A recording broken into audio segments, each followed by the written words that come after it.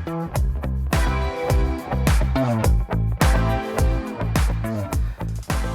going on, everybody? Welcome to another episode. This time we are going to go over the gear that I use. I've gotten a couple of questions asking about what kind of gear I use because they enjoy seeing what I put out and they wanted to know what I use to get what I get. So we are going to go over my lighting, my audio, and my video. So we're going to do this as quick as possible because I don't want this video to go over 10 minutes. So here we go. Lighting. I use for my key light, which is my main light, I use a Neewer 18-inch LED ring light. That will be linked along with everything else in the description below. I got it on sale for about $75. Came with a light stand, came with a couple of diffusion panels and some other stuff. And it was a great investment for me because I used it for video, I used it for photos, I use it for a bunch of stuff, and it is my main light. I enjoy the light quality that it puts out. It has a high CRI value, which means that its light color based on your perception is true to what you see, that it doesn't actually alter the color. Cheaper lights, you'll see they'll have like a purplish or like a greenish almost tint to them. So this is actually really nice quality for a really low price. 18-inch LED ring light by Neewer, N-E-E-W-E-R. What are you trying to do over there? Next up, I have my fill lights and my accent lights. Those guys are Usteller 15-watt LED floodlights. They are RGB floodlights. They are small, they are wireless. I get to use a little remote control to change the color and to turn them on and off. And I use those for my accent lights in the back, which you've seen grown over the last couple of videos that I can change the color on. And I also use it for my fill light, which is right here. So with a simple on and off, I have that. Those guys are these little things right here. Nice and small. They have a little bracket so you can actually mount it if you want to mount it up on the wall. You can actually mount it to a light stand. You can mount it to a whole bunch of different stuff. You can get creative with it and get a little A-clamp.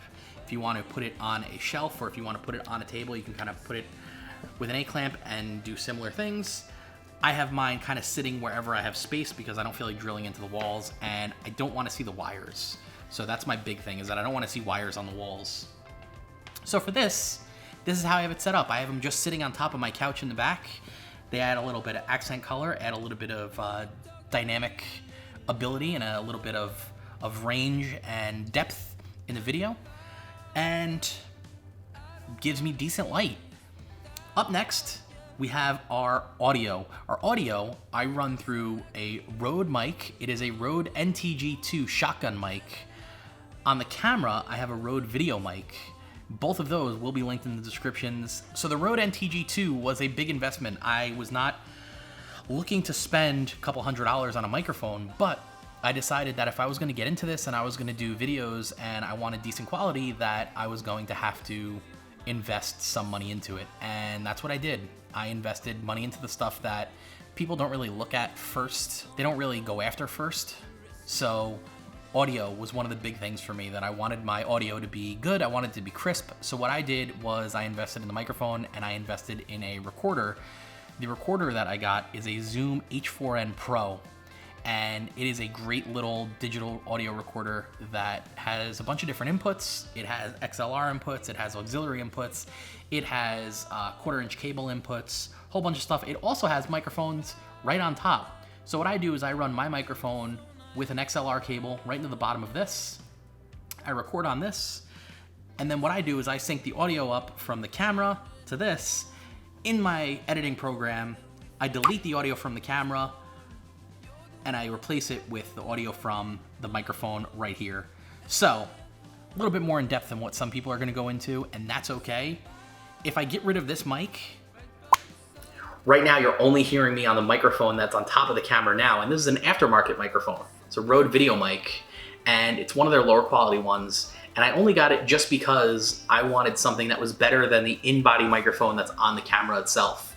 So this one is a little bit better than that.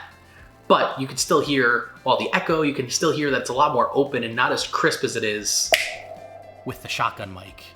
This is the way I prefer doing my audio. I have it about 8 to 10 inches away from my mouth, right out of frame, and this is the way I get my audio sounding beautifully crisp. So that's that. Onto the camera side. My tripod, I have a Neewer tripod. Neewer, I gotta say, they are a Chinese company that does low cost, decent quality. I'm not gonna say they're great, I'm not gonna say they're amazing. They are decent quality for the price. They are great for the price, but they are decent quality stuff. When it comes to certain equipment, when you spend the money and you go for the bigger names like Manfrotto and stuff like that, you're going to get better quality. You're also going to get better customer service. I contacted Neewer about a couple of things and I have yet to hear back from them. So it's just kind of one of those, once it breaks, you're going to replace it as opposed to fix it. With the higher end stuff, you're going to get it fixed, you're going to get it repaired. And the companies are typically going to be there for you when you need them. So customer service is one of the things that you pay for when you pay for a higher end product. That being said, for my most needs, I don't really need a $600 tripod. So this Neewer tripod that I have has a detachable monopod, which I haven't used yet, but it's there if I want it. I also have a ball head mount on that, and on top of that is what you're seeing this through, and that is a Canon EOS Rebel T6i. A lot of people think that the Rebel line was the soccer mom camera, and it was definitely the beginner camera, and let me be very honest with you. As a DSLR, in the range of DSLRs, the Rebel line is definitely one of the lower end cameras. But it is a detachable lens DSLR, and it does pretty much everything that I want it to do. It shoots 24 frames a second at 1080. I don't need more than that. I would like to be able to do some slow motion and stuff, and for that, I'll either use my GoPro or I'll use my phone. But you can definitely see the difference in quality because it doesn't have the same depth and it doesn't have the same dimensional quality that a DSLR does. Basically, the sensor size is very different between the DSLR and something like my cell phone or something like a GoPro. So this is how I do it. I end up taking all that footage and putting it into my computer. And then with the computer, I will do color grading, I will do audio correction, I'll do whatever I need to do and add on to it so that these videos can get made and uploaded and brought to you guys so that you guys can enjoy them.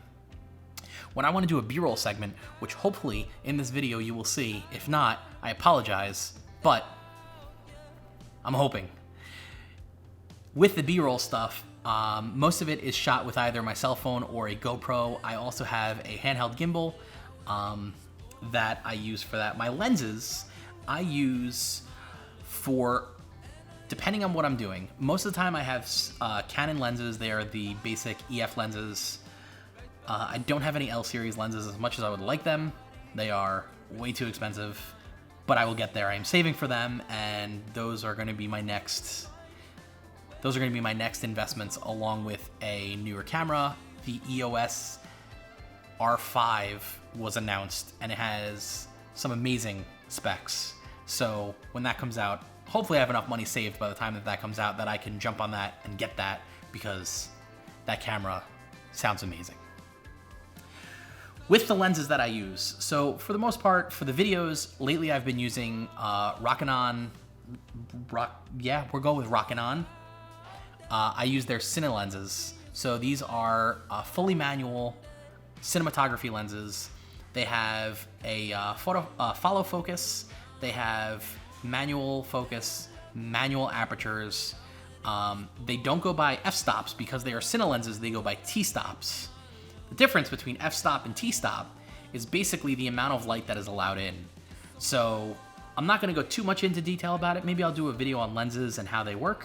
But for now, I'm not going to dive too far into it because I know most of you guys are going to get very lost and most of you don't really care. So I'm okay with that. We will do a separate video for that where you guys can just totally skip that and not have to watch it if you're not interested. But that's basically my setup. That is able to give me what I can do so that I can give this to you guys so that you guys can understand that you don't need the best and the absolute most amazing equipment out there. You guys can do this with an entry-level DSLR and you can still get really good quality stuff. So you know, at the end of the day, most of our content is being viewed and being taken in on smartphones and being taken in on these small screens. And while these small screens do offer higher definition and they do offer some amazing quality, you know, at the end of the day, do you really need 4K? Do you really need 8K? Most people aren't going to be able to tell the difference between 4K and 1080. And depending on the stuff that you're putting it on, if you're putting it on Facebook, their 4K is horrible. You know, due to their compression algorithms, their 4K is pretty bad. YouTube's 4K is okay. There are other programs, there are other sites out there that have better 4K, that have kind of uncompressed 4K. But, you know, for the most part, 4K is just now starting to become more of a mainstream thing, and it's more of a buzzword for a lot of people that they don't actually know the difference between 4K and 1080. And for those that don't, 4K is basically 4 times the size of 1080. You can fit 1080, you can fit 4 1080 frames in one 4K frame. So basically it gives you a wider frame, it gives you more details within that frame, and typically what I'll do is I will shoot, if I have something that is available to shoot in 4K, I will shoot in 4K and then downscale it to 1080 because I feel like the quality is better when you shoot in 4K and downscale to 1080 versus shooting natively in 1080. So it is what it is. For most people, 1080 is the baseline, is the standard. You can probably get away with 720, but I won't. But 1080 is where I base everyone's standard, and that's kind of what everyone goes against. When you talk about high def and you talk about full HD, 1080 is what it is. When you talk about ultra high def, that's 4K. Eventually we're going to get to 8K, and our consumer products are actually going to be able to view 8K, and it's going to be interesting to see the shift because I don't know if the machines are going to be able to handle 8K and above, you know, 8K, 10K, 12K. This is some crazy stuff coming on, and you know, at some point it has to be too detailed for us to even realize that it's as detailed as it is. So with that, I will catch you guys on the flip side, but until next time, see you around.